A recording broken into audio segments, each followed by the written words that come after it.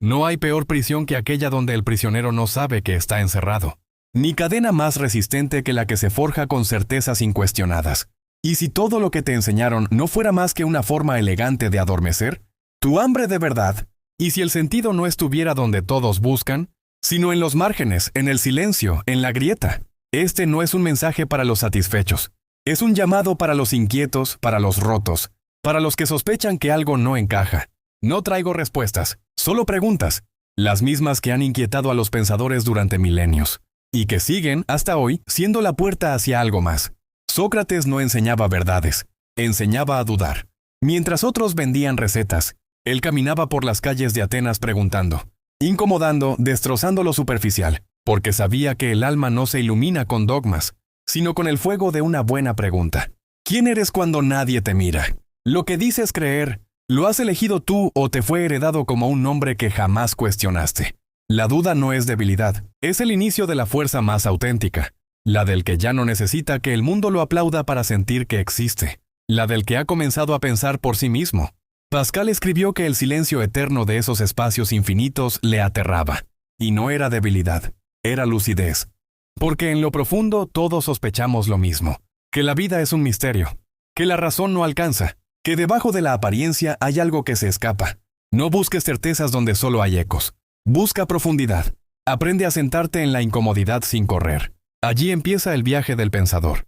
El viaje del hombre que, como Kierkegaard, aprendió a convivir con la angustia y la convirtió en un camino, hacia Dios o hacia su propia autenticidad. Montaigne se encerró en su torre, no por cobardía, sino por sabiduría. Leyó, pensó, escribió, y comprendió algo esencial, que el hombre moderno se pierde en la prisa, en la apariencia, en el ruido, y olvida lo más importante, comprenderse a sí mismo. Vivimos rodeados de tecnología, pero ignoramos lo esencial, llenos de información, pero vacíos de sentido, conectados a todo menos a lo que somos en el fondo. ¿No es ese el mayor absurdo? El filósofo verdadero no busca respuestas en Google. Se sienta en la noche, en su silencio, y deja que la oscuridad le enseñe. Porque hay lecciones que solo la sombra puede revelar. El verdadero escéptico no se burla, no niega lo invisible, simplemente reconoce que no sabe. Y desde esa humildad empieza a buscar. Nietzsche lo dijo sin filtros, Dios ha muerto. Pero lo que muchos no entienden es que no lo celebraba. Lo lamentaba, porque sabía que al matar a Dios el hombre quedaba solo, sin dirección, sin propósito. Pero también entendía que en esa soledad se escondía una oportunidad, la de crear sentido, la de volverse artífice de su destino, la de forjar en medio del vacío algo que valga la pena vivir. La lucha no está afuera, está dentro. Tu mente te arrastra con creencias heredadas, con miedos, con ilusiones baratas. Pero también puede ser el terreno donde naces de nuevo, donde te liberas, donde aprendes a pensar con rigor, a sentir con profundidad, a vivir con propósito. No necesitas tener todas las respuestas, solo necesitas el coraje de no conformarte, el valor de hacer silencio cuando el mundo grita, la osadía de mirar de frente el abismo y seguir caminando. No tienes que convertirte en Sócrates, en Pascal, en Nietzsche.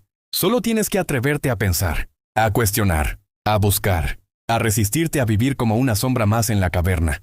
Quizás nunca sepas con certeza quién eres, pero en el acto mismo de buscarte te transformas. Y eso quizás sea lo más sagrado que puedas alcanzar. Despertar no es una experiencia gloriosa. No hay ángeles ni himnos. No hay revelaciones radiantes ni una luz cálida que lo envuelva todo con amor. Despertar duele. Es como abrir los ojos en una habitación, donde todo lo que creías conocer ha cambiado de forma. Las paredes ya no son seguras. Los rostros conocidos ya no te tranquilizan. Y las palabras que antes te reconfortaban ahora suenan vacías, huecas, frágiles.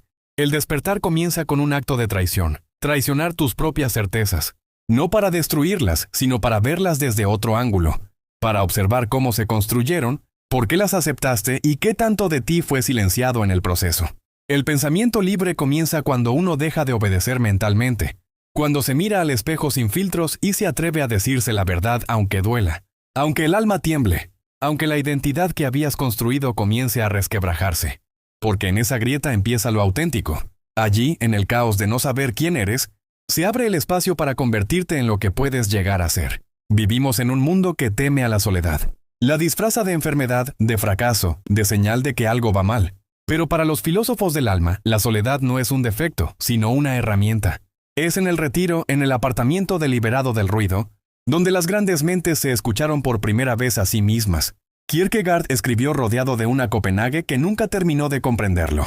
Montaigne construyó su torre para refugiarse del mundo y dialogar consigo mismo. Nietzsche caminaba por las montañas en silencio, escribiendo con furia, porque sabía que el pensamiento más genuino no nace en la multitud, sino en el abismo del yo. La soledad no es el enemigo, es el laboratorio del alma.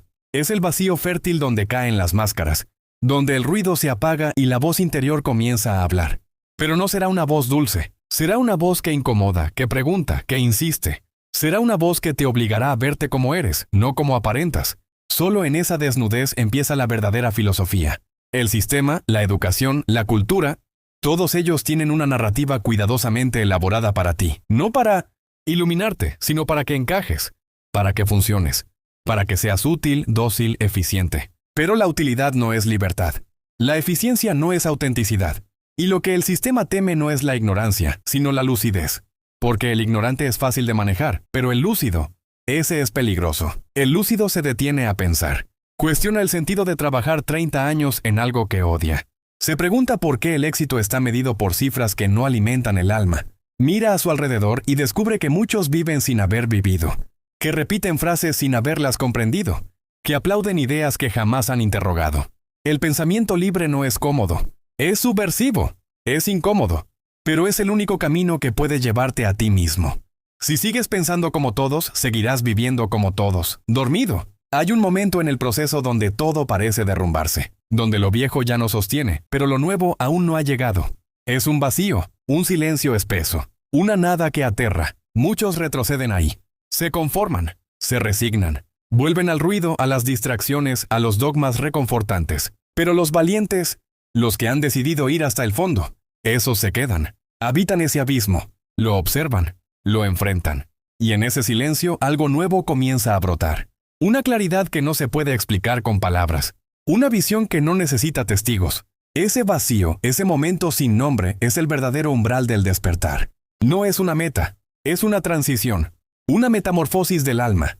Quien se atreve a cruzarlo no vuelve a ser el mismo, porque ha dejado de ser una copia, y ha comenzado a escribir su propia voz, su propia búsqueda, su propio camino. La gente confunde fe con certeza. Cree que tener fe es estar seguro, creer sin fisuras, aferrarse a una idea como quien se aferra a una tabla en medio del naufragio. Pero los grandes pensadores sabían que la verdadera fe es más parecida al vértigo que a la seguridad. Es el acto de caminar sin suelo, de mirar al abismo y aún así avanzar. Kierkegaard hablaba del salto de fe, no como un acto de ingenuidad, sino como un coraje brutal, un acto de locura lúcida, de alguien que ha comprendido que la razón tiene un límite, y que más allá de ese límite no hay nada salvo el riesgo. No cree el que ignora, cree el que ha visto el vacío, cree el que ha dudado tanto que finalmente se rinde, no por debilidad, sino por humildad, porque ha comprendido que no puede abarcarlo todo. Y en ese rendirse, en ese inclinarse ante lo inexplicable, comienza una forma distinta de fuerza, una fe que no necesita respuestas, una fe que no tranquiliza, pero que transforma. La mayoría de la gente no piensa. Y no es porque no pueda, sino porque no se atreve. Pensar duele. Pensar divide. Pensar desestabiliza. Por eso es más fácil repetir lo que otros dicen, defender ideas heredadas, identificarse con etiquetas cómodas. Pero eso no es pensar. Eso es obedecer con palabras propias. Es adornar la sumisión con la ilusión de autonomía. El pensamiento genuino nace cuando uno se permite dudar incluso de lo más sagrado. Cuando se atreve a examinar los pilares de su vida y a preguntar, ¿esto lo elegí yo?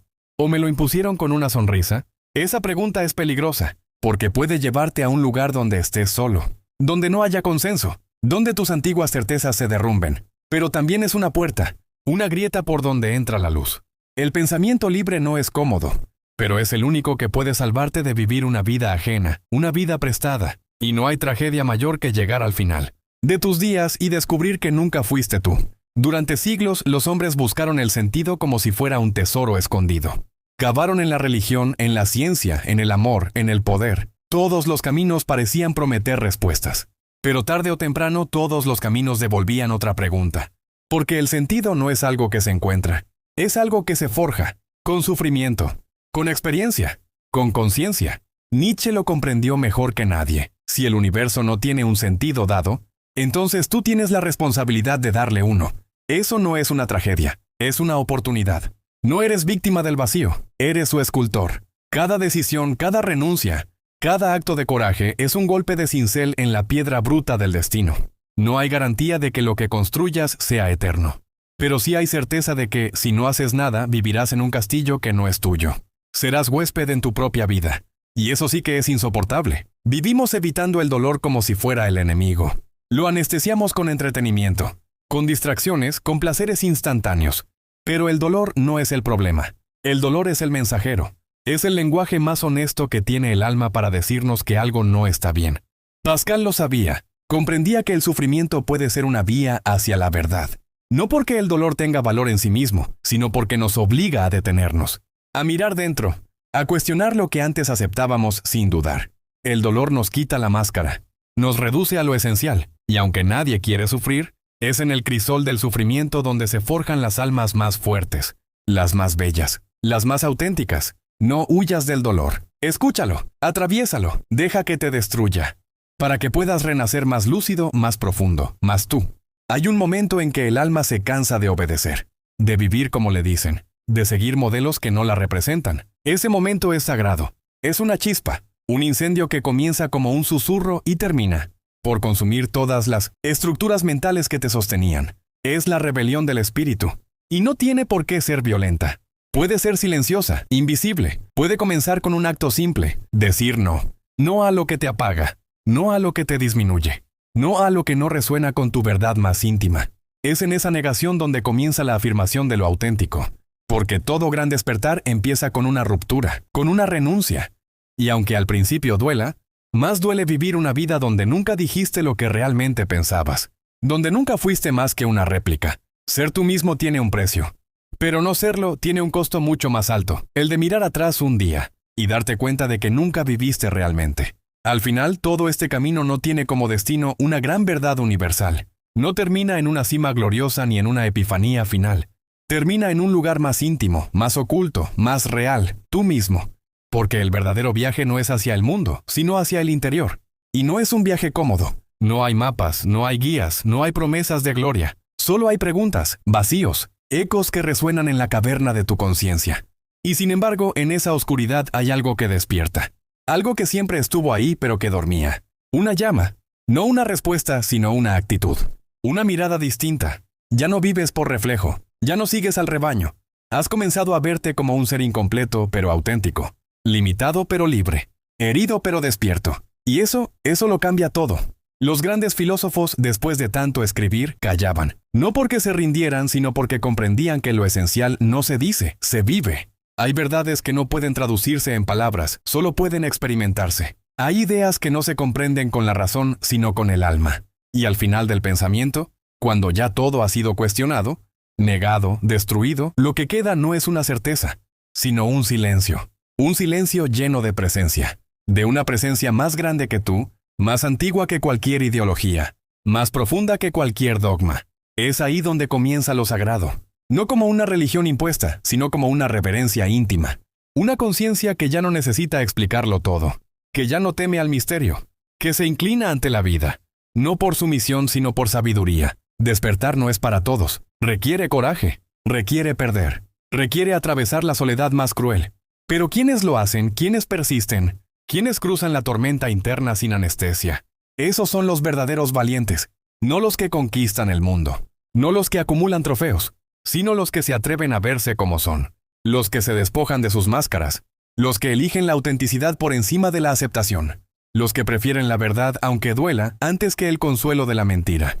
Y cuando estos hombres y mujeres caminan por el mundo, lo hacen distinto. No necesitan gritar, no necesitan convencer. Su sola presencia incomoda, porque encarnan algo que ya no se puede manipular, algo que no se vende, ni se compra, algo que solo nace cuando el alma, en silencio, decide despertar. ¿Y tú? ¿Estás dispuesto a pagar el precio de pensar, de sentir, de ser? Porque en este mundo anestesiado, el verdadero revolucionario es el que se atreve a ser humano,